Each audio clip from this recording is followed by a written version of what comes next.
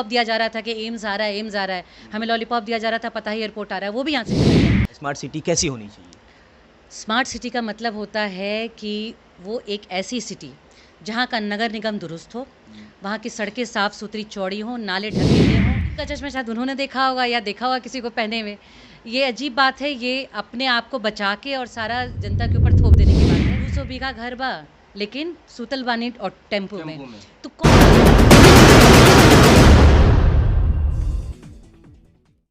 बिहार के चुनाव में कोरोना की एंट्री से पहले ही धमाकेदार एंट्री करने वाली पुष्पम प्रिया चौधरी और उनकी पार्टी प्लूरल्स ने इस बार के चुनाव का जो परसेप्शन है वो चेंज करके रख दिया। पहले जहां फ्री में ये दिया जाएगा वो दिया जाएगा, इसकी चर्चा होती थी। अब इस बार रोजगार प्रतियोगिता बिहार में शुरू हो चुकी है। तेजस्वी यादव ने 10 लखिया दांव चला था, जिस पर सवाल भाजपा कर रही थी कि आखिर आप 10 लाख लोगों को नौकरी कैसे देंगे। लेकिन अब बीजेपी ने खुद जो घोषणा पत्र जारी किया है उसमें 19 लाख लोगों को रोजगार देने की बात कही जा रही है।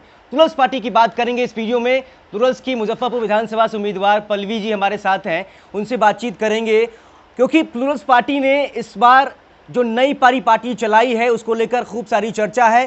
डॉक्टर इंजीनियर सबसे ज़्यादा जो है उनको टिकट थमाया गया है और किसी का राजनीतिक बैकग्राउंड नहीं है।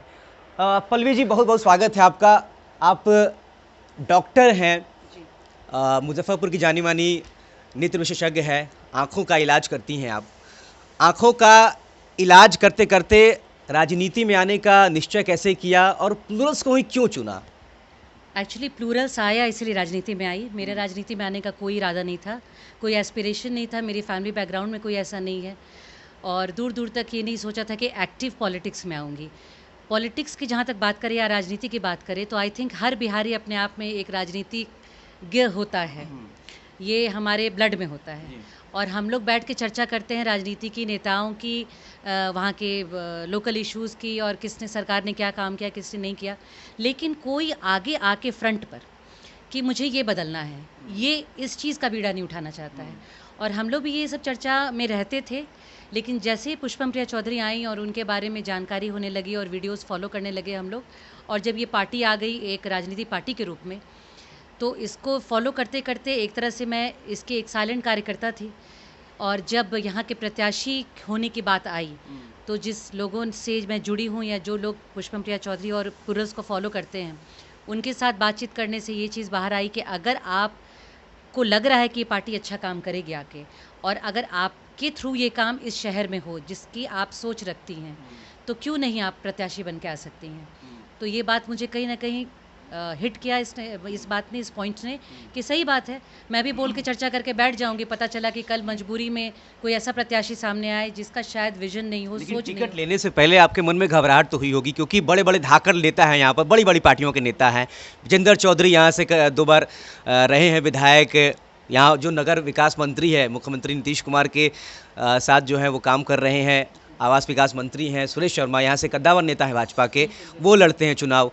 तो कहीं ना कहीं एक टेंशन तो अभी भी होगी चुनाव लड़ने को लेकर। जी, स्ट्रेस रहता है और जब आदमी स्ट्रेस्ड रहता है तो उसकी परफॉर्मेंस ज़्यादा अच्छी होती है। अगर मैं ओवर कॉन्फिडेंस से बैठ जाऊँ तो मैं कभी काम नहीं कर पाऊँगी। तो ये नहीं था कि मुझे किससे लड़ना है, ये था कि एक ईमानदार पार्टी जिसकी एक विज़न है, जिसका एक सोच है, उसके साथ आना है और यहाँ की जनता में मुझे अपनी बात रखनी है, अपना विचार बताना है, अपनी पार्टी की विचारधारा बतानी है। और मुझे पता है क्योंकि जनता इस बार बहुत क्षुब्ध है, बहुत आक्रोश में है और गुस्से में है, और ये विरोध लहर मैं कुछ दिनों से देख रही हूँ। तो मुझे ये लगा कि जनता भी एक विकल्प की तलाश में है। आपने सामने आगे कुआं पीछे खाई रख दी है, तो जनता कहती है हम जाएं तो जाएं कहाँ, हम तो नोटा गिरा के आएंगे। जो मेरा एक कैंपेनिंग के दौरान लोगों से इंटरेक्शन होता है और उस दौरान मुझे ये समझ में आता है कि सारे लोग परेशान हैं और कह रहे हैं कि हम किसी को वोट नहीं देंगे मैडम, क्योंकि एक सबका 10 साल और 15 साल का शासन हमने देख लिया है। और उस दौरान जो भी हुआ है, नगर निगम को डिफंक कर दिया गया या काम नहीं हुआ मुजफ्फरपुर में, स्मार्ट सिटी का पैसा आके पड़ा रह गया, या जो फ्लाईओवर्स पेंडिंग थे वो वैसे ही के वैसे ही रह गए, तो कुछ भी नहीं हुआ। तो लोग बहुत परेशान हैं, कहते हैं कि फिर हमें उन लोगों को ही क्यों वोट देना पड़ेगा। तो अब जब मैं बताती हूँ और मैं कहती हूँ कि मेरी बात सुनने के लिए धन्यवाद, तो वो कहते हैं कि धन्यवाद मुझे आपका करना चाहिए मैम, क्योंकि आप एक विकल्प के रूप में हमारे सामने आई हैं, हमें विकल्प नहीं मिल रहा था। तो इस तरह से लोग हमें हाथों हाथ ले रहे हैं। तो जो एक धाकड़ लोगों से लड़ने का डर है वो इसलिए नहीं है क्योंकि वो धाकड़ी उन्होंने अपने काम में नहीं दिखाई है, और जनता जब काम नहीं देखेगी तो ऐसे नेताओं को नकार देगी। मंत्री जी सुरेश शर्मा जो है वो ये कह रहे हैं कि मुजफ्फरपुर में इतना विकास का काम हुआ है, लोगों को इसलिए नहीं दिखता है क्योंकि उन्होंने टीन का चश्मा लगाया हुआ है।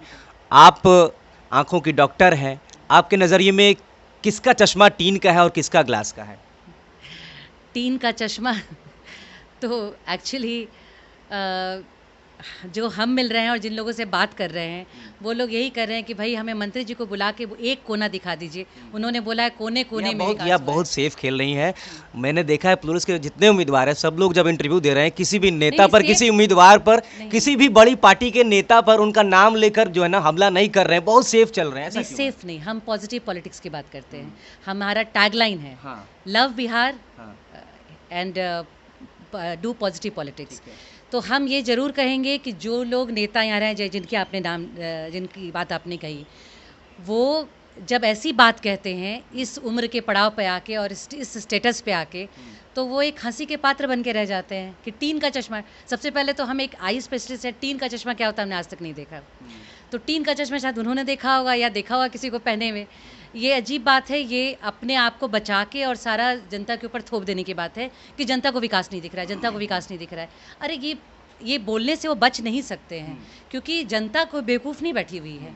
और टीन का चश्मा वाली बात जो आ जाती है वो एक तरह से आप एक दोष लगा रहे हैं कि आपने तो किया है, जनता आपको मान नहीं रही है। क्यों जनता को आपसे वैर होगा? अगर वैर होता तो आपको 2 टर्म क्यों लेकर आती, सरकार क्यों बनाती? तो आपने कहीं कहीं उनकी डिमांड थी, जो उनका एक आपको जो एक बेसिक काम करना चाहिए था शहर के लिए, वो आपने किया नहीं।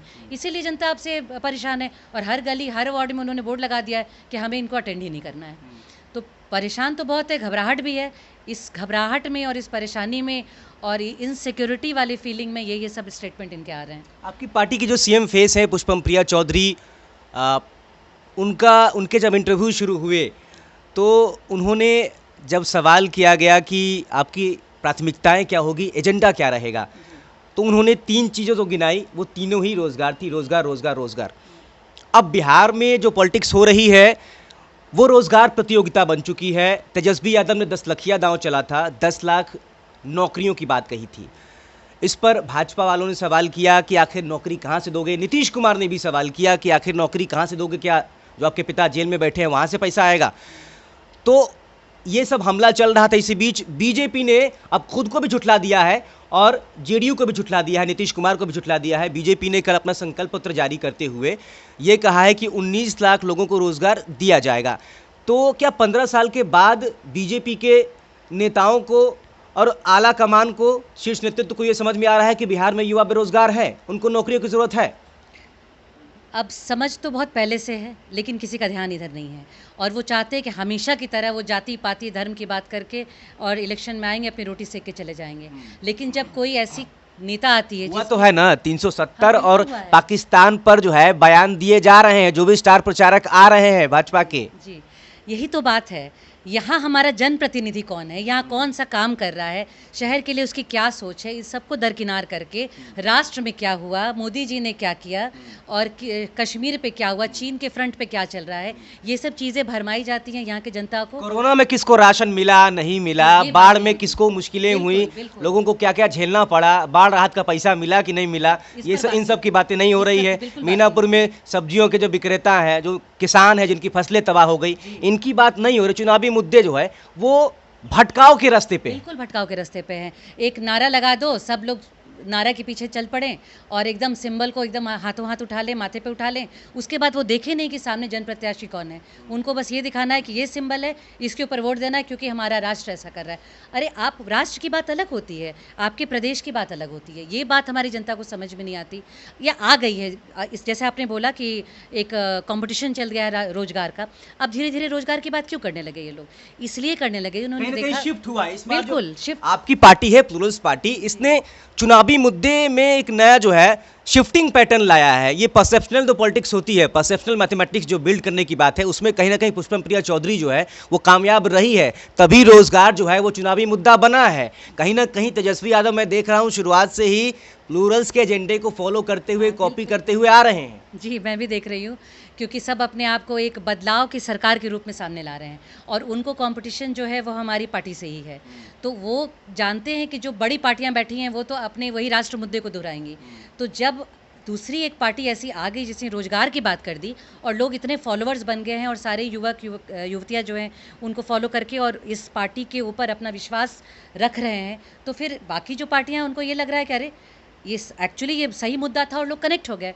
तो हम जो बड़ी बड़ी बातें करते आ रहे हैं और हर बार निकल जाते हैं, इस बार निकलना पॉसिबल होगा नहीं, क्योंकि इस बार हमारे सामने बिल्कुल एक ठोस संकल्प वाली नेता खड़ी है एक ईमानदार पार्टी के साथ, और जो बात करती हैं वो धरती की बात करती हैं, वो बात करती हैं जो बिहार के लोगों को चाहिए, और सबसे ज़्यादा यहाँ के बिहार के लोगों को रोजगार चाहिए। आपके भाजपा के एक नेता ने तो ये भी कहा था कि यहाँ के लड़के रोजगार के लिए नहीं जाते, मज़े करने के लिए जाते हैं बिहार से बाहर।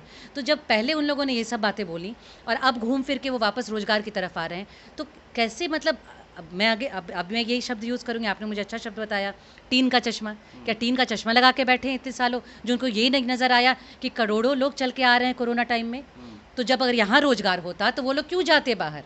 और बिहारी की गाली खाकर उस अलग सिचुएशन, अपने प्रतिकूल सिचुएशन में रहकर आप एक मुंबई में का बात सुना होगा जिसमें लिखा है कि 200 बीघा घर बा लेकिन सूतल बानी और टेम्पो में। तो कौन चाहता है कि अपना घर, अपने घर का जो दूध दही, अपने माँ बाप का जो एक अफेक्शन, एक मोरल सपोर्ट, अपने फ्रेंड्स, अपने बचपन के जो जोड़े हुए समाज के लोग हैं उनको छोड़कर हम ऐसी जगह चले जाएं जहाँ हमें कोई पूछता नहीं हो, हम बीमार पड़ जाए हमें कोई देखने वाला नहीं हो। और इन्हीं सब चक्करों से जो बाहर जाते हैं बच्चे, उनको इतनी तरह की मेंटल डिप्रेशन और फ्रस्ट्रेशन की शिकायतें होती हैं। तो इन सब के ऊपर पहले कोई सोच ही नहीं रहा था कि बिहार में क्यों इतना पलायन हो रहा है, हम क्यों नहीं इस पर काम कर रहे हैं। और अब जब ये मुद्दा सामने आया तो सब लोग इसको कॉपी पेस्ट करने बैठ गए। अच्छा, बहुत सपोर्ट मिल रहा है सोशल मीडिया पे प्लूरल्स पार्टी को। मुजफ्फरपुर विधानसभा से आप उम्मीदवार हैं। मुजफ्फरपुर को स्मार्ट बनाने की, स्मार्ट सिटी बनाने की बात जो है लगातार कही जा रही है, सपने लगातार बेचे जा रहे हैं। आपके नज़रिए में क्या होगा, स्मार्ट सिटी कैसी होनी चाहिए? स्मार्ट सिटी का मतलब होता है कि वो एक ऐसी सिटी जहाँ का नगर निगम दुरुस्त हो, वहाँ की सड़कें साफ़ सुथरी चौड़ी हों, नाले ढके हुए हों, drainage system, sewerage system proper हो, हर एक वार्ड मोहल्ले में पुलिस कंट्रोल रूम, एक क्लिनिक जहाँ पर वो वहाँ का इंसान चाहे तो अपना स्वास्थ्य सुविधा ले सके, स्कूल, जो 3 बुनियादी चीज़ें होती हैं हमारे लिए, सबसे एजुकेशन होता है, उसके बाद हेल्थ होता है और उसके बाद होता है हमारी सुरक्षा। तो ये चीज़ें जो हैं वो हर वार्ड में होनी चाहिए। इसमें इनमें से कुछ भी है क्या मुजफ्फरपुर में? बिल्कुल अस्पताल में सुअर घूम रहे हैं, नालियाँ खुली पड़ी हैं, जहाँ तहाँ गड्ढे हैं। जो बड़े अस्पताल सो कॉल्ड है, सदर और मेडिकल कॉलेज, वहाँ तो ये सुविधा है ही नहीं। तो मोहल्ला क्लिनिक्स और वार्ड क्लिनिक की बात ये लोग तो सोचते ही नहीं है, कभी इनका ध्यान नहीं जाता है। एक हमें लॉलीपॉप दिया जा रहा था कि एम्स आ रहा है, एम्स आ रहा है, हमें लॉलीपॉप दिया जा रहा था, पता ही एयरपोर्ट आ रहा है, वो भी यहाँ से चला गया। तो किसी की सोच ही नहीं है, किसी का विजन ही नहीं है हमारे शहर के लिए। सबसे बड़ी हमारी दुख का हमारे कारण यही है। प्लूरल्स कर देगी ये सब? जी, प्लूरल्स का बिल्कुल अपना एक जो आपने घोषणा पत्र देखा होगा, उसमें जो अलग अलग जोन है, उसमें मेडिकल एजुकेशन और इंडस्ट्रियलाइजेशन, ये इस पर सबसे ज़्यादा जोर दिया जाएगा। एजुकेशन को हम एक स्टैंडर्ड एजुकेशन वाला जो एक मेंटेन करेंगे लेवल, जिसमें जो टीचर्स हैं गवर्नमेंट के या प्राइवेट, उनका टेस्ट हो रिपीटेडली और उनको सुपरवाइज़ किया जाए कि वो उस लेवल को अचीव कर पाएँ कि नहीं। जो अचीव नहीं कर पाए उनको ट्रेनिंग दी जाएगी। इस तरह का सारा एजेंडा हम बना के रखे हैं। और जो स्वास्थ्य विभाग है उसमें अभी भी बहुत सारे रिक्त स्थान हैं। जब हमने MBBS किया था तो 5 या 6 सालों से UPSC का एग्ज़ाम नहीं हुआ था, तो हम सब यहाँ वहाँ भटक गए। किसी ने नौकरी के लिए एग्ज़ाम ही नहीं दिया कि भैया 4 साल 5 साल से हुआ नहीं है, अब हम फिर एग्ज़ाम की तैयारी करने बैठेंगे तो हमारी नौकरी होगी कि नहीं यही पता नहीं है। तो किसी ने प्राइवेट ऑप्ट कर लिया, कोई कहीं और चला गया, कोई शायद प्रदेश छोड़ के बाहर चला गया। तो कैसे यहाँ पर लोग आएंगे, कैसे रोज़गार होगा, जबकि बिहार का अपना जो एक मजबूती यहाँ के रोज़गार में या तो प्राइवेट सेक्टर में हो या गवर्नमेंट सेक्टर में हो, ये इस पर विचार नहीं किया जाएगा, इस पर सोचा नहीं जाएगा, तो सब कुछ फिर हेवायर हो जाएगा। यहाँ सारे लोग बाहर चले जाते हैं। तो रोजगार की बात हर चीज़ में कही जा रही है प्लूरल्स पार्टी की तरफ से। अगर शराबबंदी की बात करें, शराबबंदी भी आपके घोषणा पत्र में शामिल है, उसका भी जिक्र किया गया है। किस तरह से आप इसको देखती हैं? आप मुजफ्फरपुर में आप हैं, एक डॉक्टर हैं, आपने देखा होगा करीब से समाज में कि शराबबंदी से पहले क्या हाल था और बाद में क्या हाल रहा। मेरी नज़र में शराबबंदी कहीं नहीं है। केवल लाइसेंस्ड जो बार और दुकान है वो बंद हो गई हैं। शराब अभी भी चल रहा है और खुलेआम चल रहा है, और एक बहुत बड़ा माफिया है जो इस काम को कर रहा है, और इस माफिया के जरिए सरकार तक पैसा जा रहा है, लेकिन सरकार के अपने राजस्व में पैसा नहीं आ रहा है। तो हमारा बिहार ऐसे भी गरीब है, जो कहते हैं नीतीश कुमार के हम तो पिछड़े प्रदेश हैं, हमको अनुदान दे दीजिए, वो हमेशा एक भीख की तरह मांगते रहते हैं, लेकिन अपना राजस्व कैसे बढ़े इस पर ध्यान नहीं देते। उनको वोटर बैंक की ज़रूरत थी कि शराब बंद कर दो, महिलाएं दे देंगी। अरे शराब बंद करना था तो सही मामले में बंद करना था ना। अभी भी शराब वो है पूरे शहर में, पूरे प्रदेश में, और जहाँ आप जैसे बोलिए घर की डिलीवरी हो जाती है, क्योंकि गली गली में मैं तो ये देख रही हूँ, कहीं ऐसी बात नहीं है। तो फिर आपने उस चीज़ को सामने से एक दिखाने के लिए बंदी कर दी, आपने एक माफिया खड़ा कर दिया, एक पैरेलल गवर्नमेंट खड़ी कर दी है, जो अब आप पर आप इतने ज़्यादा डिपेंडेंट है उसके ऊपर कि अब आप इसको खोल नहीं सकते हैं, आप लाख चाहें तो। आप देख रहे हैं कि क्या हो रहा है और सब कुछ गलत हो रहा है। शराब बंदी आपने इतना ढिंढोरा पीट दिया है, इतनी अपनी इस उपलब्धि का बखान मंचों पर जाके कर दिया है, लोगों को ये बता दिया है कि भैया हमने बहुत बड़ा काम किया, महिलाओं से कह दिया कि तुम्हारे पति के लिए हमने शराब बंद कर दिया, बहुत बड़ा काम कर दिया, तो अब इतना बोलने के बाद जो है बंद कर ही नहीं सकते हैं। बिल्कुल नहीं बंद कर सकते हैं। आप जहाँ देखिए अभी जो थर्ड ग्रेड फोर्थ ग्रेड हैं, जब देखिए वो ऑलरेडी हर समय अपने डोज को लेकर बैठे रहते हैं, वो कहाँ से आता है? तो ये तो सब कुछ जानते हैं। पीने वाला तो पकड़ा जा रहा है, जेल जाता है, उस कोर्ट में उसको जो है जमानत करानी पड़ती है, सारे तामझाम होते हैं, लेकिन जो बेचने वाले हैं और पहुंचती कहाँ तक है, गांव गांव तक जो है, गली गली तक कैसे शराब पहुंच रही है, इस पर क्यों नहीं काम किया जाता है? एक्चुअली बात वही है कि आपने शराब बंदी की बात अगर आप इस युग में आकर कहते हैं तो ये एक बहुत ही अनएक्सेप्टेबल सेंटेंस है कि हमने शराब बंद करा दी। आप उसको रेगुलेट करिए, आप उसको रेगुलराइज करिए, आप उस पर एक्ट बनाइए, उसके लिए आप ठोस कदम उठाइए। एक अपना प्लूरल्स करना चाह रहे हैं, प्लूरल्स यही करना चाह रही है कि हमने हम शराब खोलेंगे, लेकिन क्योंकि हमें राजस्व की राजस्व की ज़रूरत है, वयस्कों की दी जाएगी, जो अपना जिनका लाइसेंस बना रहेगा, बार लाइसेंस हो या आधार कार्ड के ऊपर बेस्ड हो, उनका एक लिमिटेशन होगा। और अगर शराब पी के या अल्कोहल के मद में कोई आदमी अगर ऐसा गलत काम करता पकड़ा गया, उसके लिए फिर कोई भी माफ़ी नहीं है, उसकी सज़ा कठोर से कठोर दी जाएगी। तो ज़रूरत है इस चीज़ों की। जी, तो शराबबंदी एक आई वॉश है और इसको रेगुलाइज किए जाने की ज़रूरत है। डॉक्टर पल्लवी सिन्हा है मुजफ्फरपुर विधानसभा से प्लूरल्स पार्टी की उम्मीदवार। प्लूरल्स पार्टी जो है उसने बिहार के चुनाव में एक नई राजनीतिक परिपाटी की शुरुआत की है। किसी भी सियासी बैकग्राउंड के व्यक्ति को टिकट दिया ही नहीं है, नए लोग आ रहे हैं राजनीति में। पुष्पम प्रिया चौधरी ने इस बार बिहार के चुनाव में सबसे ज़्यादा असर डाला है, क्योंकि जो रोजगार प्रतियोगिता इस वक्त बिहार चुनाव में शुरू हो चुकी है, तमाम पार्टियां जब रोजगार पर बात कर रही हैं, जिस रोजगार पर बात कर रही हैं, उस रोजगार की शुरुआत, उस बात पर शुरुआत जो है वो पुष्पम प्रिया चौधरी ने ही की थी, और अब बिहार में रोजगार प्रतियोगिता शुरू हो चुकी है। हमने बातचीत की डॉक्टर पल्लवी सिन्हा ने, इन्होंने मुजफ्फरपुर में स्मार्ट सिटी की क्या परिकल्पना होनी चाहिए उस पर भी अपनी बात रखी है। आपको ये वीडियो कैसा लगा हमें कमेंट बॉक्स में ज़रूर बताएं। नमस्कार।